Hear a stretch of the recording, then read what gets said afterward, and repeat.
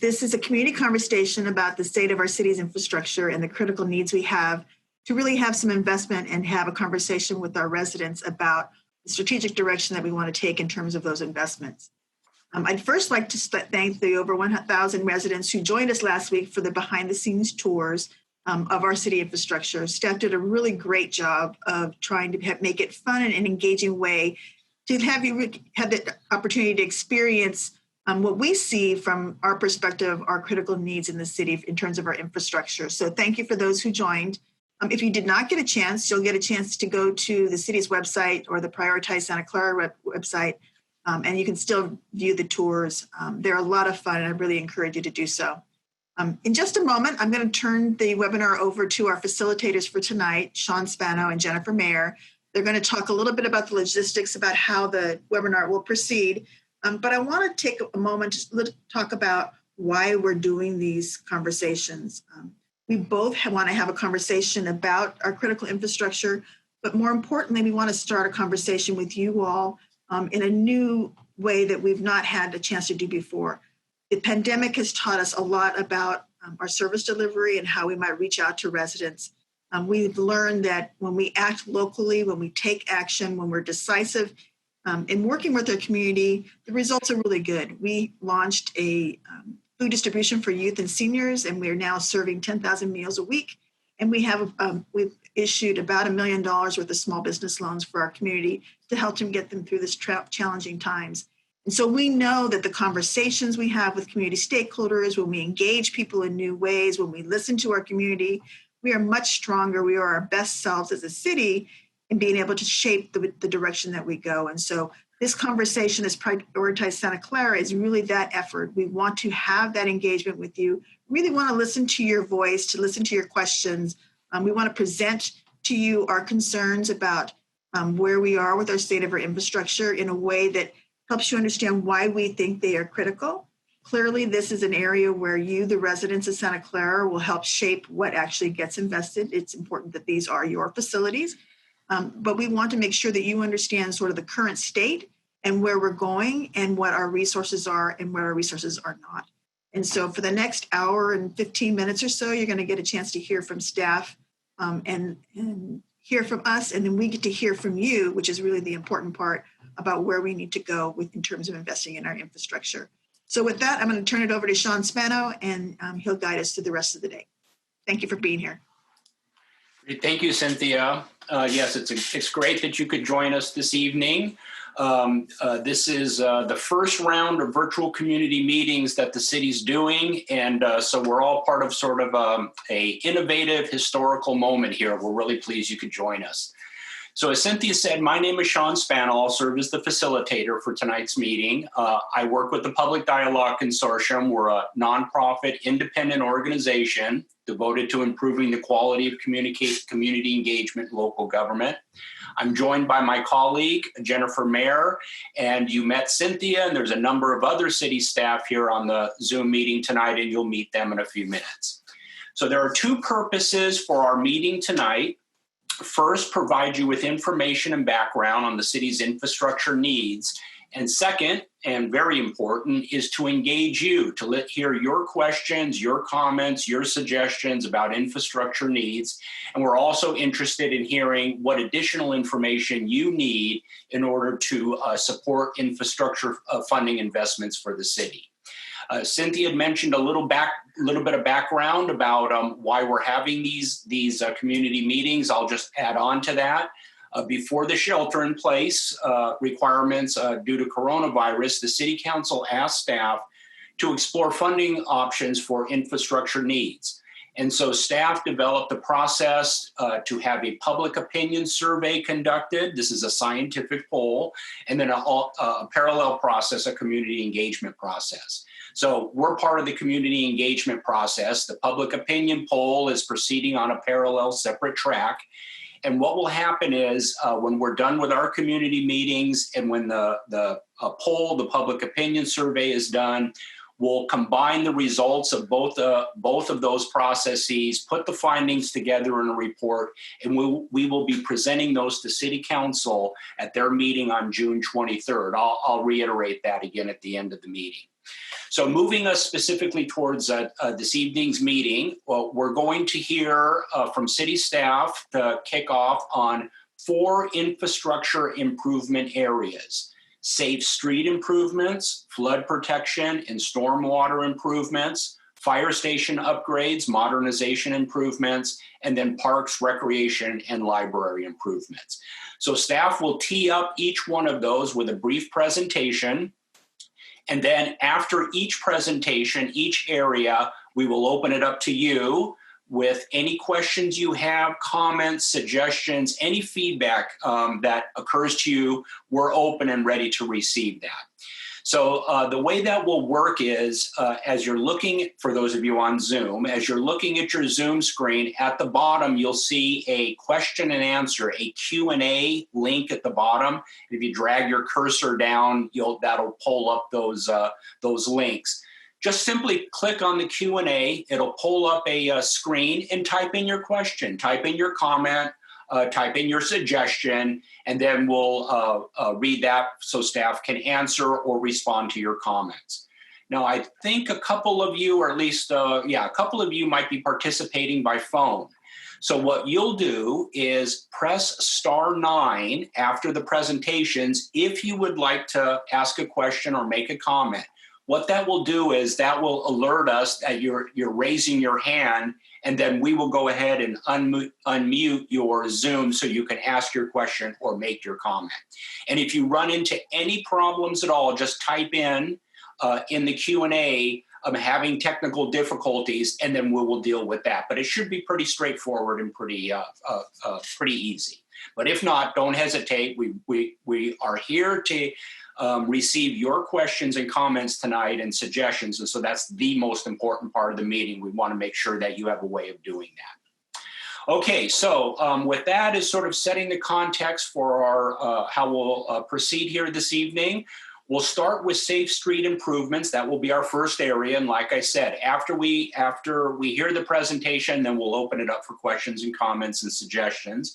And so to present on safe streets, I'll turn it over to your Public Works Director, Craig Mobeck. Craig. Thanks, Sean. Appreciate it. Welcome this evening, everybody. Craig Mobeck, Director of Public Works, and I'm here to talk about safe streets. So before I get started, I just wanted to cover a little bit about what I mean on the topic safe streets. And it really encompasses a number of items. The roadways are utilized by bicyclists, pedestrians, as well as vehicles. And so there's a number of programs and measures that the city has set up and established to help improve those forms of mobility. So the first one that I'm going to talk about is our roadway improvement program. And a lot of people, out there drive the streets and they think that the roadways are mainly for vehicles, but they're not. They serve a variety of purposes, and one is bicyclists utilize them, as well as pedestrians walk along the streets. They also cross the streets. And so we spend a lot of time and energy maintaining our streets on an annual basis. We perform maintenance activity to keep our roadways in a good condition. And the roadways are scored in what they call a pavement condition index, PCI, and it's a rating program. 0 would be the worst, 100 would be the best. Now, the highest that you'll typically see is in the low 80s. There might be some anomalies there. But the city of Santa Clara typically ranks very well. We have a pavement condition index of 75, and we've been able to maintain that through annual funding. Now, the measures that we put in place, we put seals on some of the roadways, depending on how bad they are.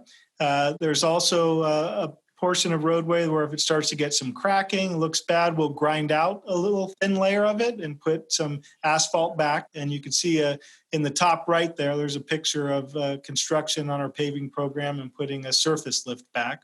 And then as things age, they get really bad, then we might be required to mill out the street and put back the full lift. And you can see in the bottom right a picture of the pavement program where they're putting in a deeper lift. So we try and do maintenance on a regular basis so you can spend money putting seals on so you don't have to expend the high cost of replacing the streets.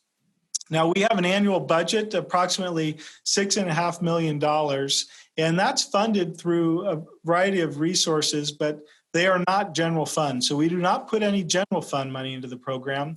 We utilize the Measure B tax money, the SB1, as well as the gas tax. And so a lot of these roadways were built when development occurred in the 60s, 70s, and 80s. And now as we get 40, 50 years old, a lot more maintenance needs to be done. So while we fund about $34 million over the next 5 years, because we did have some added funds this year, we project that putting that much amount in, that is still going to decrease our pavement condition index and probably bring it to about a 71. And when we analyze the program, we have a database that's used that's common amongst various cities, and where you can put in the information on your specific city and rate the program. We know that what we would need is an additional $45 million over the next 5 years to maintain our pavement index. So we're actively doing it. The roadways are in good shape, but we know that there is a definite unfunded need here in the future. So the next topic that I want to talk about is safety and accessibility. So I'll talk about uncontrolled crosswalks, our ADA self-evaluation transition plan, and then some of our signals. So what is an uncontrolled crosswalk? I'm sure many of you are familiar with crossing at signals, and then you see other locations in the city streets that maybe don't have any signals or they don't have any flashing beacons. It's just striping on the ground. Typically, you'll see those mid-block. The city's never had any programs in place to evaluate those on a global level and put money towards improving them. And so that's one of the things that we wanted to do. We've proposed in this budget for next year to fund a program that would go in and look at those approximate 200 locations citywide and kind of rank them on a worst to first. We want it to be a much more proactive program. Right now, it's very reactive. We get complaints from some residents trickle in, so we'll go out and evaluate a specific location, but we're not looking at all 200 to see, is this location the worst? Is it okay? So we want to get to that point where we can start focusing in on the locations that need the most. So the program is proposed. We do not have accurate costs in terms of what it would need. However, we do know that the cost to install hawk beacons, which there's a picture of the hawk in the middle of the screen there, and those are pedestrian activated and they stop traffic. But those are more expensive. And then you see in the top right of the screen the flashing beacons. You've seen those around Santa Clara. Again, those are pedestrian activated. They will flash, but they do not stop traffic like a red light. You're relying on the vehicles to see it and stop. So those are the items that we want to look at and potentially improve. And with the cost of those, we estimate at the 200 locations, it could be into that $25 million to $50 million range. These are long-term programs, but that's the ballpark cost that we foresee.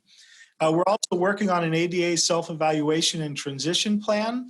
And so there's two components of it. One is looking at accessibility in public buildings to help improve those. And the other, and what I'm going to talk about here right now, is in the public right-of-way. So it looks at things like where we could install curb ramps. So you see a picture of those in the bottom right.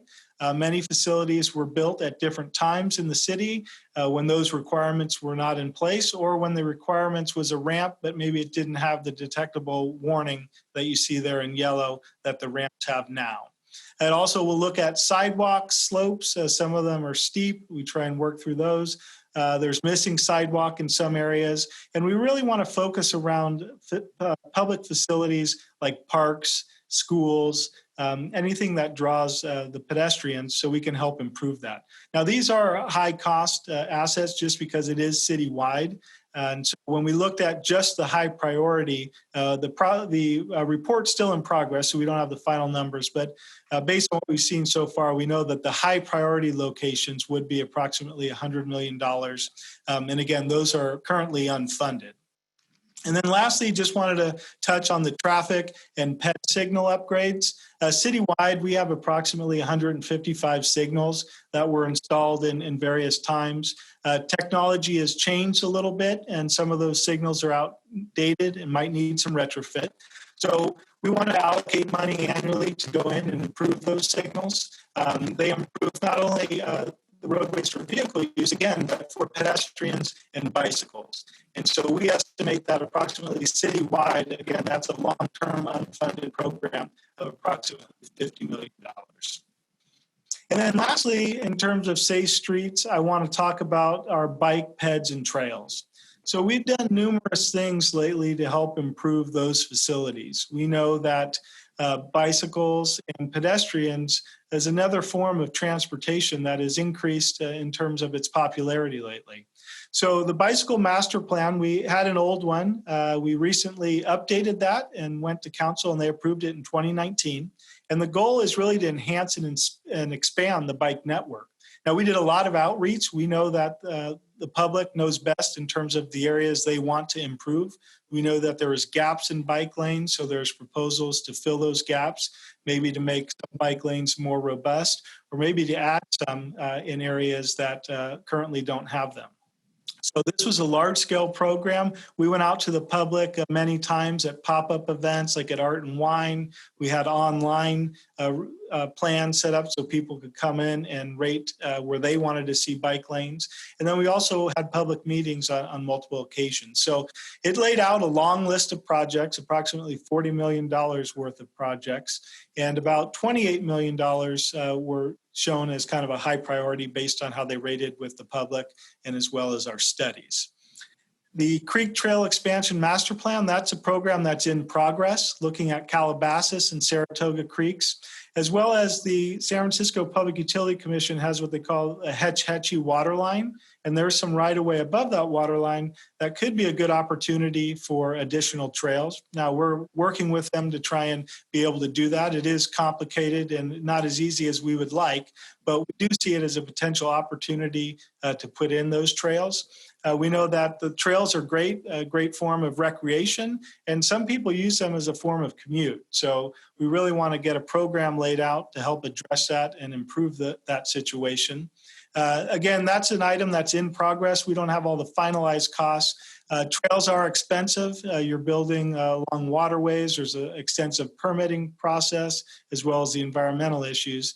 And so we estimate that there's about a $50 million unfunded need there.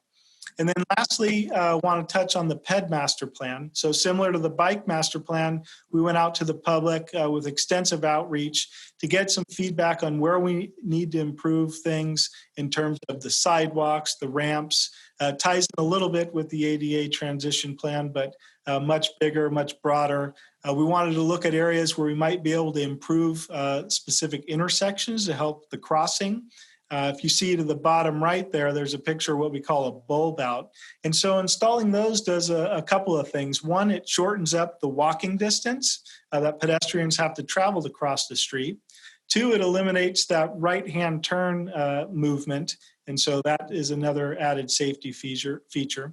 And then the third thing it does is it helps slow down traffic because it chokes down the lanes a little bit. Now, this was, again, a large effort. A lot of projects came out of it, over $194 million worth. But when we prioritize those with the ranking systems, approximately $60 million worth showed as priority. Again, those are unfunded. And all our ranking kind of went through that public process, a lot of good feedback of what people wanted to see. And then in the other pictures there, you see some of the bike facilities in the top right and the trails. One thing I did want to circle back on our pavement program, a lot of times people ask about, hey, when you rehabilitate streets, can you add bike lanes in? And I will say we have what we call a complete streets policy. So when we go in and repave streets, we do look at opportunities with our bike plan to stripe in bike lanes. However, I will point out if it is a more complicated area where we might need to reduce and remove parking or remove lanes, that's a much bigger issue that requires an extensive study and a lot more outreach. So we will not put those in with our standard maintenance programs. So that includes complete streets, the Safe Streets program. So I'm here to answer any questions. Sean, you're on mute. Very good. Thank you, Craig. As we wrap up streets, including bicycle, pedestrians, and trails, we're open for questions and comments. And again, you can just type those into the Q&A at the bottom of your Zoom. And if you are on phone, *9 to raise your hand. Dustin's got us started with a question here. How many miles of Class 4 protected bike lanes does Santa Clara plan to build by the end of this year?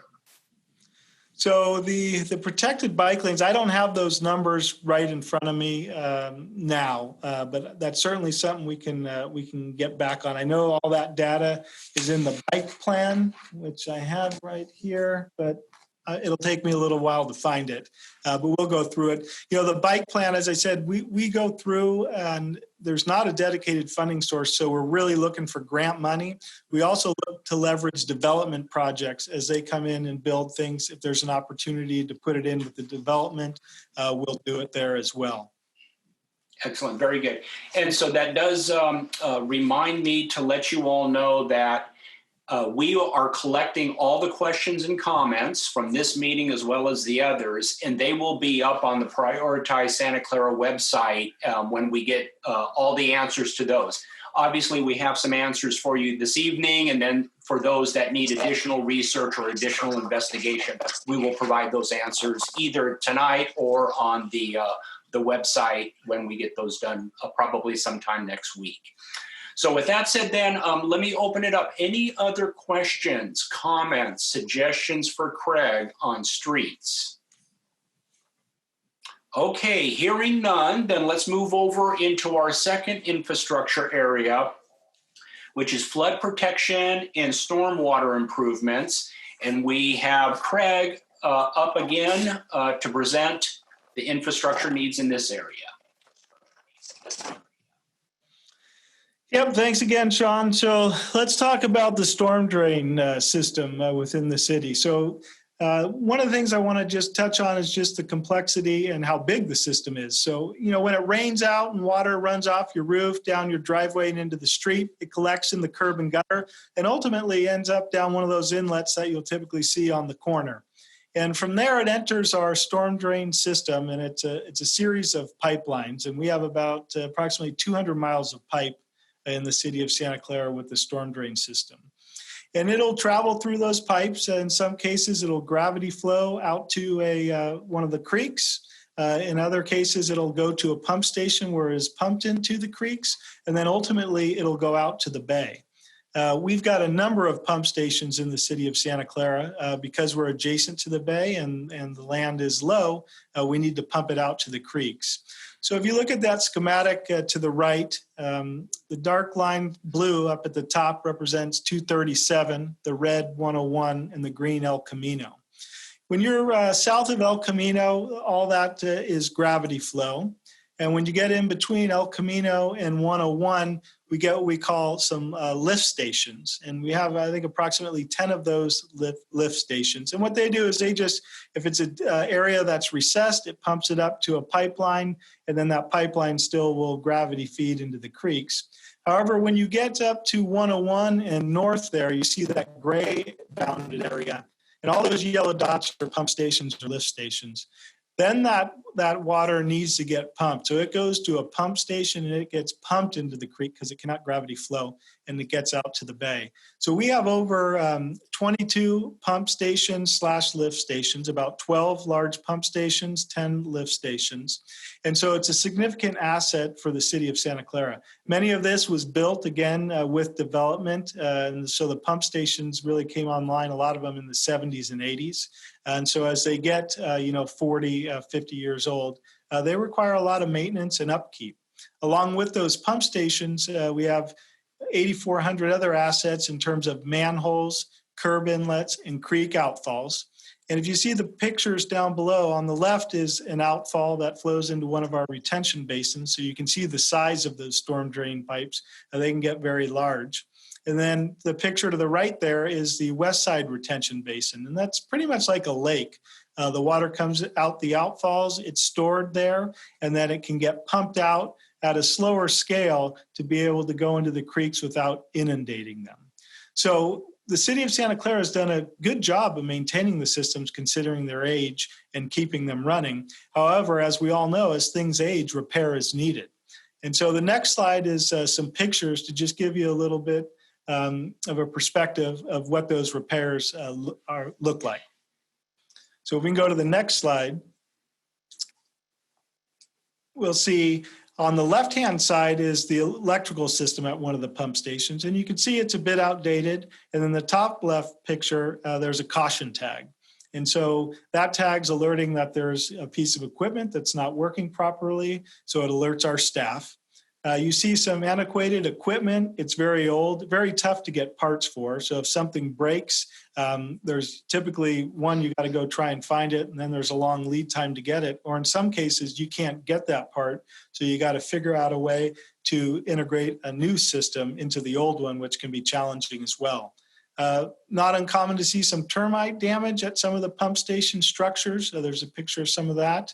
The pumps also are aging. Again, the public works staff works with the sewer and water staff to keep everything running. They do a great job at it, but it's just like anything else. If it's old, you can keep it up, but at some point it really gets beyond its useful life. In some situations, we have corroded pipes. You see a picture of one of those with some holes in it. And really what all of this leads to, if your pump stations aren't working as efficient as they used to, if some of our pipelines are a little bit undersized because of the development that's taken place over the years and moving from orchards to developed land, then you might get a little localized flooding, where you see a picture of that in the top right. Or more often than the localized flooding, you'll see some ponding. If you get a real intense storm, the water can't get down the inlet fast enough, so it ponds a little bit at an intersection, and then ultimately it flows down. So what did we do because of all of our aging infrastructure? So on the next slide, we'll go through our master plan that the city of Santa Clara has established.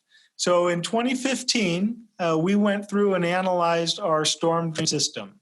And so what we did by analyzing it, we looked at all the pipeline, all the problem areas that we had, as well as all the pump stations, and kind of laid out what the needs were. We wanted to replace the pumps, as well as generators. Generators keep the system running during times of power loss. We wanted to improve wet well structures and buildings. And what a wet well structure is, when the water flows into the pump station, it's a holding pond that helps the water build up so the pumps can pump enough water without turning on and off all the time.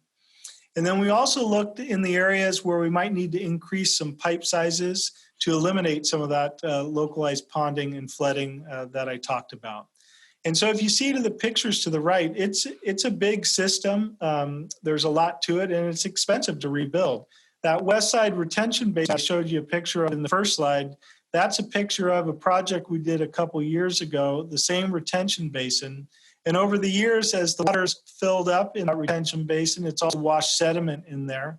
And you start to lose capacity, which means your pumps start running more on and off, and you don't have as much storage as you once did to protect against flood. So we did a project there to restore that capacity. And then right now we're in the process of replacing those pumps out there as well.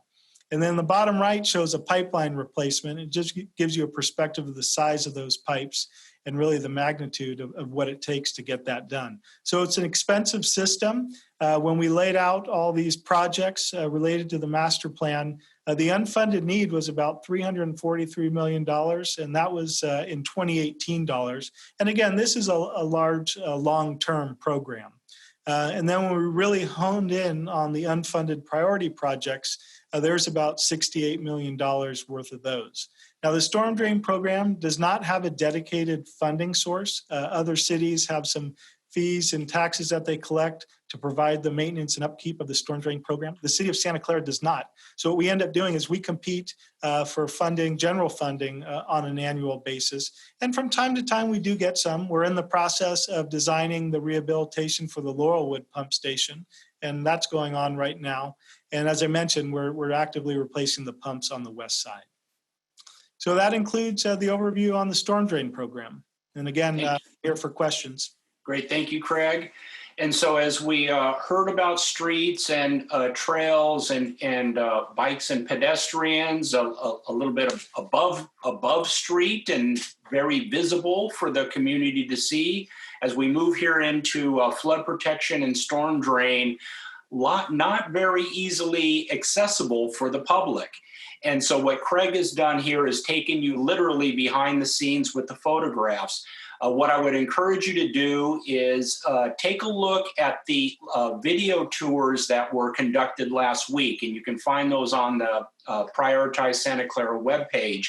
And for each one of the areas, City staff member Kendra Davis, who is here with us this evening, interviewed staff members who took you literally underneath the streets, behind the scenes, to show you what this looks like. In addition to the pictures, you'll get a live picture of those. So they're very interesting and they're very informative. And if you haven't had a chance to look at those, I would encourage you to do that. So I'm not seeing any questions here on flood protection or storm drain. And let me Hey, just— Sean. Yes. Sean, sorry, but if I could, I do have some information going back to, I believe, Dustin's question on the roadways and the separated bike lanes. So I could kind of just answer that real quick. Let's do it. The separated bike lane. So currently, we do not have any of those in the city. Under the bike plan, we've proposed about 22 miles of them. However, right now, we do not have any current projects that separated bike lanes are going in. We do have a number of projects where bike lanes are going in on Benton, parts of Saratoga and Lick Mill, but no separated bike lanes this year. So I just wanted to report back on that. Excellent. Very good. Okay. Dustin, thanks you for the follow-up, Craig. Very good in real time here. We're going to move forward now into our third area, which is fire station upgrades, modernization, and improvements. And if you haven't had a chance to actually go into a fire station and behind the scenes and see what that's like, you'll get an opportunity to do that now. And again, I'll mention the live tour, which will also do the same thing. So to present on Fire Station, we have Deputy Fire Chief Jeremy Ray here, and Jeremy will walk you through his presentation. Jeremy? Okay, thanks, Sean. Appreciate it. So yeah, go through a little bit of fire station modernization, some of the unfunded priorities that we have. And like Craig just mentioned, there's no dedicated funding source for this. So we also compete for general fund dollars. And if you can go to the next slide, please, Kendra. So starting off, just a little bit about our department. We started in 1854 as a volunteer hose company. Fast forward about 100 years, and 1949, we got our first actual fire station and became a career department. Similar to what Craig talked about with our streets and our floodwater system, it grew. As the city grew, the fire department grew. So by 1961, we had 5 stations. 1985, we were up to 10 stations, and we've remained at that level ever since. So we are an all-risk department, and all that means is that if you call 911 and you need the fire department, we will show up regardless of what your problem is. So we do flooding, we do pandemics, we do snakes in garages, we do rescuing drones from trees, we do it all. And all of that adds up to about 10,000 calls a year. We do that, again, as I said, from 10 fire stations located around the city. Over the years, I've been here for a little over 20 years, and I saw some significant infrastructure improvements. From 2001 to 2008, we completely reconstructed 4 of our fire stations, and then didn't have any real big improvements for a while, about a decade. And then we just completed in 2019 and 20 a developer-funded addition and renovation of Fire Station 8. And then we currently have Fire Station 10 scheduled to be relocated and completely replaced, also developer funded. And we anticipate that new station in 2023. So what that leaves us with is 4 additional fire stations, one of which we'll look at in just a second, that needs to be completely reconstructed. And then 3 others, Fire Stations 1, 7, and 9, that need significant modernization. So we can go to the next slide, please, Kendra. So this is Fire Station 5. This is a back view, kind of shows the age of the facility. It opened in 1961, and it's the oldest fire station in the city that hasn't ever had any significant work done or modernization. Fire Station 5 is what's called a core station for us. That means it's centrally located in the city, and so it's one that is important for us from the standpoint of if we have a large scale emergency of any kind going, if we have a second or third alarm fire and we bring in mutual aid to help cover other calls that might still happen in the city while we're out fighting the fire, Station 5 is one of the core key stations that we backfill and we want to have covered all the time. With that said, Station 5, being as old as it is, has some significant structural problems. It has the slab is cracked and settled, which means there's cracks in the walls. The roof has failed and leaks in multiple places. And really more importantly, the station is functionally obsolete. And what that means is that the systems and the spaces within the fire station just are not, it's not possible to run a modern fire station and do the things that we need to do in this building. So you can go to the next slide, please, Kendra. Talk a little bit about some of the aspects of this building that make it functionally obsolete. So on the left there, that is the emergency generator that would provide power to this fire station in the event of a power failure of any kind. Fire stations are what are considered essential buildings in the state of California. And what that means is the building code requires them to be built a little stouter and have a little better backup systems than a typical building. And this station being built in 1961 is really nowhere close to that anymore. On the right, point out a couple things. As you can see in the bullet, it says that our turnouts, which is our PPE, our protective equipment, stored on the apparatus floor where it's potentially exposed to diesel exhaust from the fire engine and just not an ideal place to have our equipment stored. So in modern fire stations, we have specific rooms to store our PPE in, and we have extractors, which are like big washing machines to be able to decontaminate and clean our turnouts. No place to put that in this fire station. And then really more importantly, you can see that the height of the roof in this fire station, not much higher than a typical garage. And what that means is it's not able to accommodate a fire truck, which is one of our rigs that has a great big ladder on top. And we try to do everything nowadays based on data. And we have a lot of data that went into our strategic plan and our accreditation process that shows us that because of the location of this fire station, we really need a fire truck here instead of a fire engine. The problem is that fire truck will not fit inside this building. And there's really no way to retrofit it or renovate it realistically to make that happen. So you can go to the next slide, please, Kendra. A couple other things, just more on the livability standpoint, things that we could live with if the station wasn't functionally obsolete. And that's just, it's a little cramped and outdated. That kitchen photo hasn't been modified to make it look narrower. It really is that narrow. Anybody that's 6'2" or more can put their arms out and reach both sides of the kitchen at the same time. So it gets a little cramped with 3 to 5 people trying to cook in there. Bathroom obviously is a little dated as well. That trough sink, middle one, doesn't work, but that's okay because, you know, we're supposed to be social distancing these days anyway, so people can stay a little further apart when they're shaving. Also had some mold and some insect problems, just generally overall pretty old. So that's Fire Station 5. We can go to the next slide. Fire Stations 1, 7, and 9. Not quite so bad. Buildings are in a condition where we can probably do some modernization, make some changes, but one of the big issues for us is accessibility. So on the left there, you'll see an example from Fire Station 1 and our administration. There's no way into the building without stairs.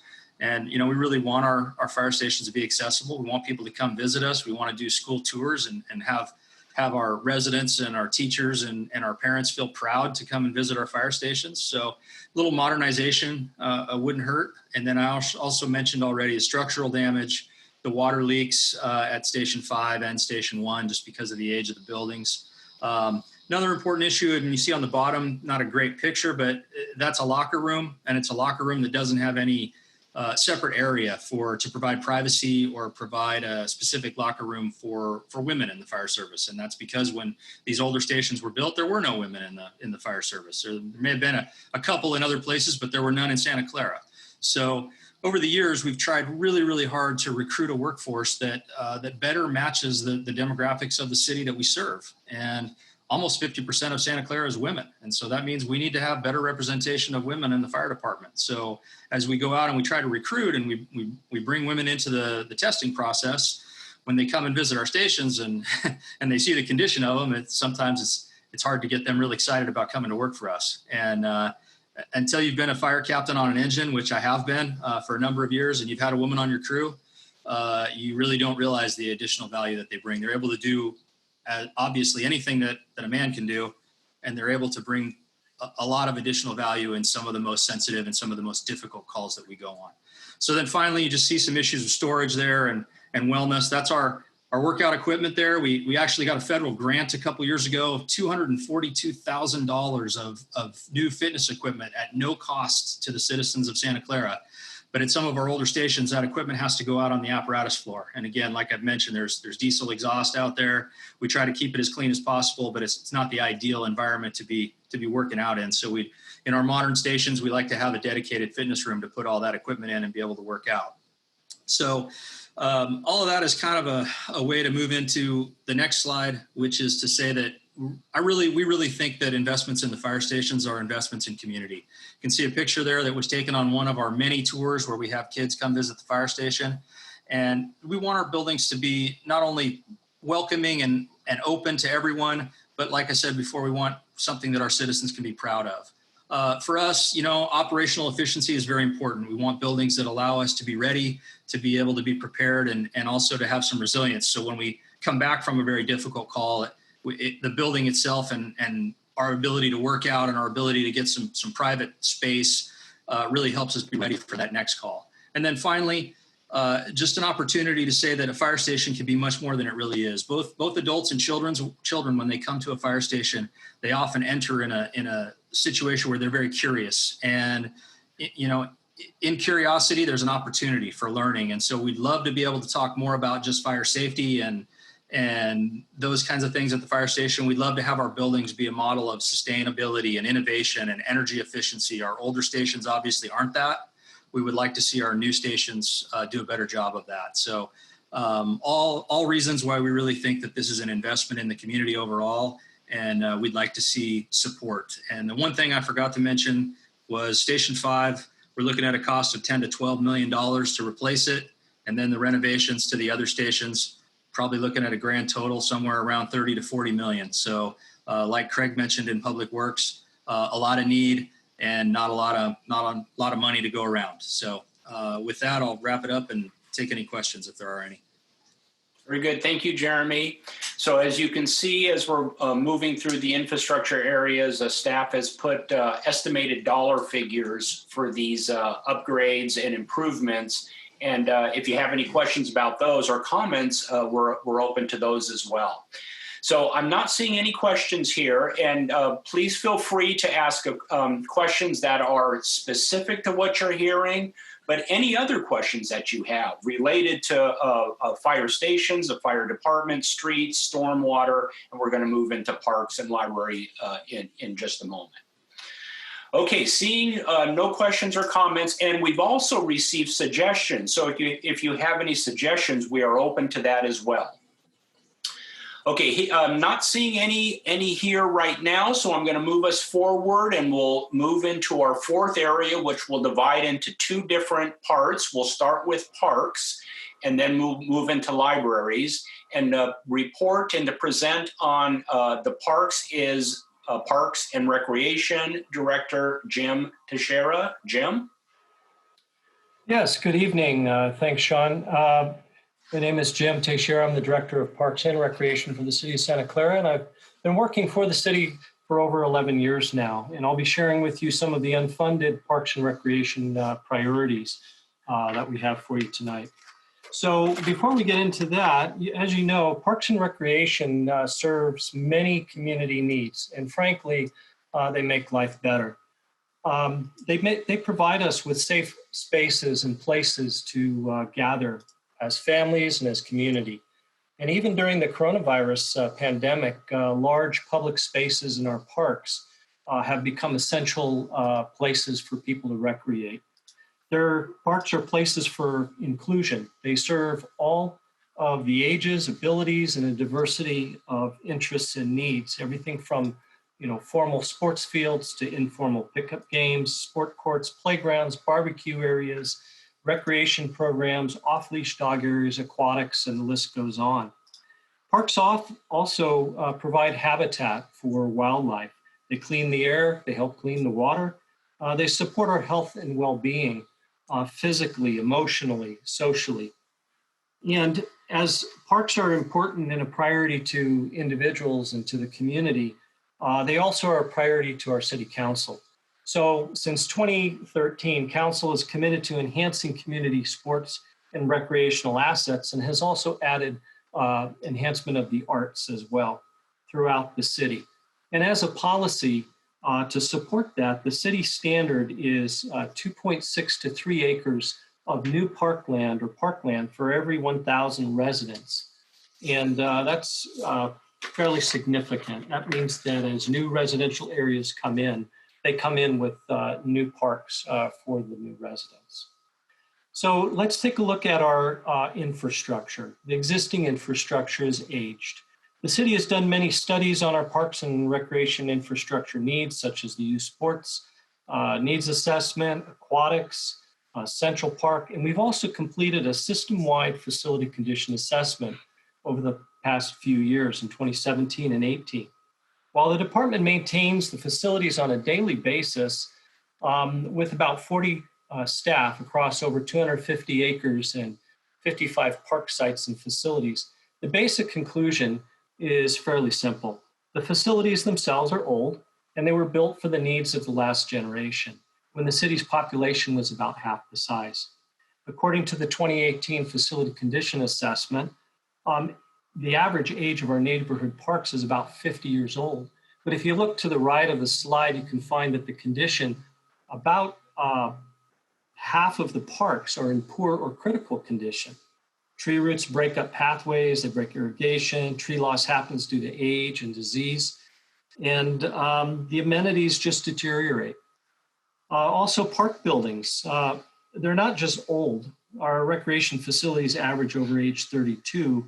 Our pools are in their 50s, and playgrounds are in their 40s. But 1/4 of the buildings are in critical or poor shape. So what does this mean for our maintenance and as well as the community? Next slide. What you can see is that age and condition impact maintenance and operations, but it's not just that. They also impact you, our park and facility users. Due to size, fewer residents can be served, and you end up having to wait to get into popular classes, barbecue areas, or swim lessons, our senior center programs. And due to the systems being old, they also cost more to run. They're less efficient than newer facilities in terms of lighting, electricity, gas for heating, pumps for circulating water, et cetera. As far as fixing, you heard from Craig earlier, and I don't want to echo him, but some systems just can't be fixed. We can't always find the parts, and sometimes to retrofit it, you actually have to go further into the system and it ends up costing more. This results in longer maintenance time, more frequent maintenance, lost availability to use when they just have to be closed. So finally, the cost of the rehabilitation, replacement, renewal, or expansion all cost more as time goes on. So what are we looking at in terms of that cost? So the unfunded neighborhood and community park rehabilitation renewal, you look at parks, it's about $48 million. Buildings, obviously buildings cost more, and that's over $52 million. So the total being about $101 million. 60% of that is just for the critical and the poor parks and facilities. So when the city does have funding, though, the good news is the city uses that funding well, as evidenced by the renovated playgrounds and new parks that have come online over the past few years with the new residential development. You can look at also coming up the Reed and Grant Street Sports Park, Eddie Sousa Park on the corner of Monroe and San Tomas as a couple of the examples. So what are the unfunded needs then, the park projects that we would be looking at? They fall into a few categories. The main categories would be the neighborhood parks for playground and amenity renovation, upgrades to the community rooms and spaces, and restroom upgrades, as well as efficiency. The cost of renovation and upgrades is approximately $1.5 million to $2 million per acre. And buildings are in the $3 to $5 million range. And if you want to expand them, then obviously it costs more than that. The Central Park Master Plan is a projected plan over the next 20 years, and that would cost about $170 million to complete. And it has well-needed projects that serve the entire community. Good news again, Magical Bridge all-inclusive playground We're in the design phase of that right now. And we do have a county matching grant, as well as the city dedicated some funds. And the Magical Bridge Foundation is raising the final $1 million for that wonderful all-inclusive playground. The International Swim Center, the Community Recreation Center, an indoor gymnasium. Actually, the city doesn't own one of those. We do operate the gym at Cabrillo, but the city doesn't have one for serving all of our basic program needs. We would also look at in Central Park for improvements for accessible parking, outdoor special event enhancement, as well as the tennis lawn bowls and amenity upgrades. The city also has unfunded creek trail improvements. Craig went over some of those. And we also are looking at a new community park on the north side with the related developments, about 35 acres. About 15 acres of it, though, is on slope. However, because it's on landfill, it's going to need a study and some additional design work and funding in order to make that fully usable. And then again, we also have our cemetery. We have 2 cemeteries, and over time, pathway improvements, roadway, as well as a couple of the mausoleums need additional work. And those are also unfunded projects at this time. So I'll end there, and certainly if there's any questions, hopefully I can answer those.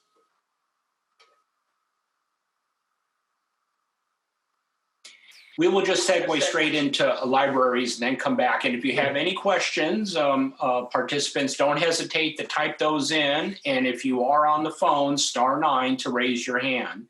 So we'll move into libraries right now. And up to present will be Paul Sims, the Assistant Library Director. Hi, everybody. Thank you, Sean. Well, I just want to start by saying the city's done a great job of maintaining and managing its libraries. The Northside Branch Library just celebrated its 5-year anniversary, and the 65-year-old Mission Branch Library just underwent an extensive remodel and remodernization. The Central Park Library opened in 2004, and the building itself is nearing 20 years old. And some of the infrastructure is starting to fail, and its design hasn't quite kept up with the changing needs of the community. If you've been to the library lately, or before the COVID crisis, the library would typically be pretty busy with every available seat taken, people studying, looking for work, researching their family trees. The story times and weeknight programs and community meetings that we host there are pretty much at capacity in terms of attendance. The library sees about 1.7 million visits a year and checks out over 2.3 million items. The most immediate need for us right now is the lighting. And the lighting systems from the control panel to the wiring to the fixtures are all starting to fail. If you look here on the slide, on the picture right there, you'll see some of the big pendants in the center part of the library. The bulbs were supposed to last about 10 years. They were replaced about 7 years ago, and about 3 of them are out. The cost to replace those are pretty expensive. And it's not because the bulbs themselves are very expensive, but the height and the fact that we can't have scissor lifts fit through the library doors makes it really difficult. And we have to install special scaffolding to reach up that high. Plus, we love an opportunity to replace those bulbs with longer lasting LED fixtures that not only last longer, but will be a lot more energy efficient. And that's true throughout the building. Most of the fixtures in the library are fluorescent. It's that technology is getting a little bit older, and we know that the LED fixtures can be much, much more efficient and could save the library a lot on its utility bill. Having a clean, well-lit, energy-efficient library is really important to us, and we'd really like an opportunity to upgrade them, as well as upgrade the control systems that automate them so they can turn on and off when the sun goes up or the sun goes down. And just as people come and use the library or the spaces in the library where lighting is needed. Our teen room is another part of the library that needs some help. It was originally designed to fit the look of the library and really not the needs of the teens in our community. Over time, we've seen what great teen spaces can do to support learning, to support growth and innovation. Our hope would be to revamp this room to provide a modern, enriching space that focuses on teens and connects learning and reading, but also inspires teens for the future economy. There are a lot of opportunities in the library. Another area of the library that we've been looking at is really space. We need an auditorium or a large event space for speakers. If you've been to the library event like Comic-Con or Chinese New Year, you'll know that the library pretty much can't support those huge events. We know that they bring a lot of value to the community, and we know when people come to Comic-Con, there's over 7,000 to 10,000 people inside the library alone throughout the course of a day. We'd love to be able to host events like that and keep hosting events like that and really just make sure that people can feel safe and enjoy the space that we have available. When you look at our community rooms, they really aren't big enough. They can't hold really more than 100 people. So it makes it difficult to book big, large events. We'd love to be able to maybe expand out into the park, to have some outdoor space and outdoor areas that would accommodate such large events. That kind of brings us to placemaking. Placemaking has been a huge part of our city's vision for enhancing community spaces. If you've been to the Mission Branch Library since its remodel, you would have noticed that we've added outdoor seating and tables, a lot of games and activities that are outside the library. Take advantage of that beautiful setting that the Mission Branch Library is in. We see a tremendous opportunity to open the cafe out through the backside of the library into the park, to provide additional seating and table and some of those outside activities that we have at Mission to really just make it an inviting place for families to enjoy their day, come to the library with books, take a stroll in the park. Expanding out into the park really would help us connect that wonderful space to the library inside and vice versa. So thank you. I look forward to hearing your questions. And back to you, Sean. Very good. Thank you, Paul. So let me open the floor here, the Q&A, for questions, comments around anything related to parks or that we heard from Jim, or library that we just heard from Paul. Any questions, comments? Okay, not hearing any. I think we can move towards wrapping up the meeting. And what I'd like to do is, Kendra, if you can advance the slide for the action steps on how you can help. And even though you might not have thought of a question or a comment here tonight, there's ample opportunity for you to continue to be a participant in this conversation. So there's a number of ways that you can stay engaged and involved and help. One is invite your neighbors, friends, other family members to watch the live tours, the Santa Clara tours, their Facebook live tours. I mentioned those earlier, as well as Cynthia. And you'll get a real treat to actually get into Fire Station number 5 and see a video of that in addition to the pictures that Jeremy showed. You'll get a great view of Central Park. A lot of the park piece revolves around that. And then you'll also get to see a Central Park librarian, Paul himself, on that live tour. So I really encourage you to take a look at those. And then also we have one more community meeting scheduled for Saturday at 10 a.m. And that's all. The live tours are on the Prioritize Santa Clara webpage, and then the Zoom webinar information is on that page as well. Encourage others to join the meeting on Saturday. Again, that'll be our 5th and final meeting. There's an online survey also on that webpage that allows you to have follow-up questions, any additional comments or suggestions you want to make, any feedback that you want to provide for us that you didn't get a chance to do that this evening. Please access that survey on the webpage and provide us that feedback. It's wide open for you. And then I had mentioned earlier, we will provide a report on tonight's meeting and all the other meetings, along with the public opinion poll survey that was conducted. We will be presenting that to City Council on June 23rd. There's an opportunity as well for public comment during that City Council meeting as well. And become a prioritized Santa Clara advocate. Simply send an email to that email address right there, and we'll respond back to you and put you on a mailing list so that you get all updates and correspondence related to infrastructure and what we've been talking about tonight, as well as the public opinion poll. So that wraps up this portion of the meeting. And now to close us off, let me turn it back to Cynthia to wrap up and close us out for the evening. Cynthia? Thanks, Sean.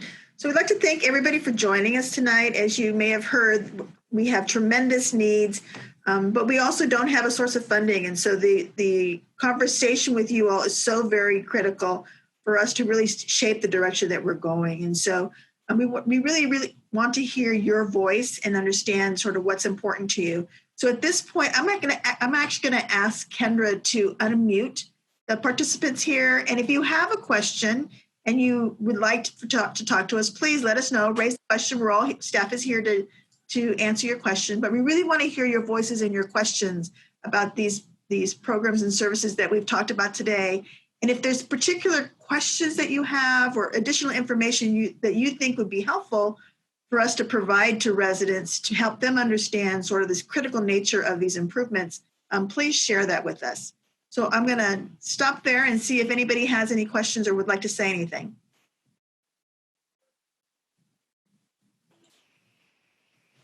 And don't forget, if you do want to have something to say or have a question, to unmute yourself. You are allowed to speak, but you are still muted. So.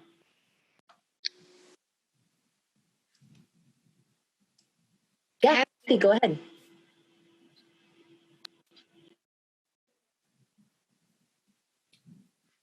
Kathy, are you unmuted, Kathy? Yes, no, I was. I couldn't hear that she said my name. I must apologize. I came in about 15 minutes late to the meeting, but I have to say I'm still very unclear really what the purpose of this meeting is, because you're asking for feedback. And I guess from my perspective, what I would want to know is how much money is there as a possibility? I understand these are unfunded projects, but surely there must be some number that maybe if there's some hope we'd get funding for, and then that would help me prioritize. If you've told me something in infrastructure is absolutely critical, then clearly that has to go on the yes, I want that list. And then I can rank and order other things to hit some dollar figure, but otherwise it just seems like an undoable task. So our task really has been what council has asked us to do, and I don't think we talked about that tonight. And maybe Sean, we talk about it tomorrow. Make sure we talk about it on Saturday. Is back in February we provided council with an overview of what our revenue options were, and part of this process, this whole process, is about helping the residents understand where we are and the status of our infrastructure, because there is going to need to be an outside revenue source needed, whether that's going to be a bond measure or an increase in one of the taxes. We don't know, and we don't know when that would be. But we really felt that before we even talked to voters about money, we really wanted to have them understand sort of why these projects are critical, what the critical projects are, and how it affects our service delivery. And so right now we're not actually asking people to prioritize, but it's really more of an educational effort so that people understand that our fire station number 5 needs to be completely rebuilt, that our storm drain system doesn't have a dedicated funding source, that we have all of these park projects that we would love to be able to do, but we don't have the funding for. And so this effort really is not so much about prioritizing, and the name of Prioritize Santa Clara is really putting Santa Clara first, right? To try and make sure that we are listening to our residents and we're putting your interests first and understanding what direction we need to go. Does that answer your question? Somewhat. I mean, it's still pretty vague, but okay. It helps. What else can we do for you? Can you give me, for instance, an example of what type of feedback I could write in that little survey that you have that would be helpful to you? It would be helpful for us to know if you agree that the projects that we've talked about are critical projects, right? That would be very helpful to us to understand that our residents understand that there is a need to rebuild our fire station, and that there is an understanding that improvements to the other fire stations are important as well, that improvements to our parks are important. It really is a matter of, did we clearly identify to you that there are unfunded needs that merit investment? Let me also add in here, Kathy, was there anything here that needs additional explanation? Anything that is confusing or not fully explained that would help you understand, have a better picture. We've tried to provide the information, but there's a lot of technical information, so it might not be as fully explained as we would want. And then, is there anything missing here?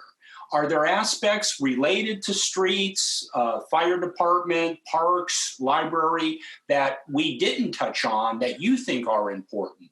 So a couple other, some comments and suggestions we've heard from other meetings do relate to specific areas of the city, related to streets, corners.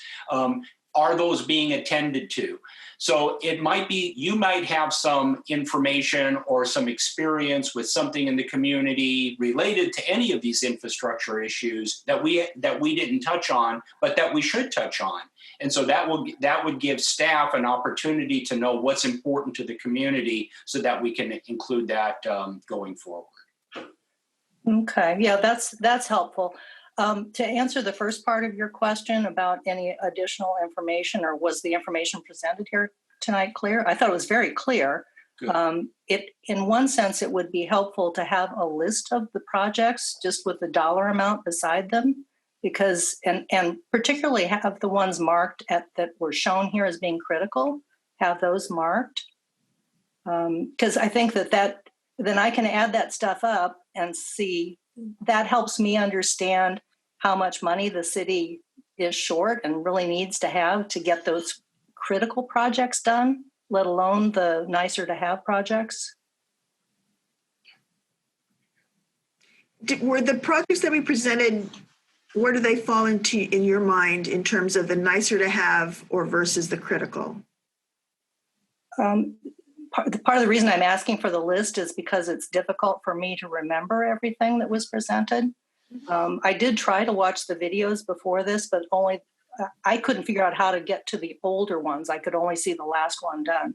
But at any rate, the one thing that stuck out in my mind is a project that was already in progress, and that's this new playground. I mean, to me, relative to fixing the sewers of the city, that would be relatively less important. I understand there probably are some laws that it needs to be done, so maybe it's critical in that sense. So I think you're referring to Magical Bridge, and that's actually a very unique project because that's actually a public-private partnership, and there's grant funding. So it's a real good example of how we are looking outside the box to leverage new resources and to partner to actually get some of these projects completed. Mm-hmm. Yeah, that's good. That's a good point. See, I'd forgotten that because, again, that was many slides ago. Well, great. There is the opportunity, as Sean mentioned, on the website, the Prioritize Santa Clara website, to provide additional information. There is a survey, an online survey. So, we'll obviously capture your comments in the notes for today. But if there are other things that you would like us to be aware of and provide comment on, please do so on the SurveyMonkey. We are facing about a $23 million budget deficit this next coming year. And so our investments, there's going to be very limited dollars available. And so we really need to be careful and thoughtful about where we invest the city's dollars going forward. And so the hope of this Prioritize Santa Clara is that we're including other individuals who may not have had the opportunity to participate in a city council meeting, or who, it's just not convenient for them to participate in this way. And so the COVID-19 has actually given us the opportunity to reach out to people in a different way. And hopefully this is a way that brings in new people into the process and we can hear directly from our residents. So I want to thank everybody who's on the call because this really is important for us to hear your voice and to hear your questions and to know that we're working together to solve a problem because the city's not going to be able to solve the problem on its own. We need the support of our residents. We're going to need to work collaboratively to prioritize, as you've mentioned. And so I want to thank you for making the time to join us today. Does anybody else have any comments, reactions, questions?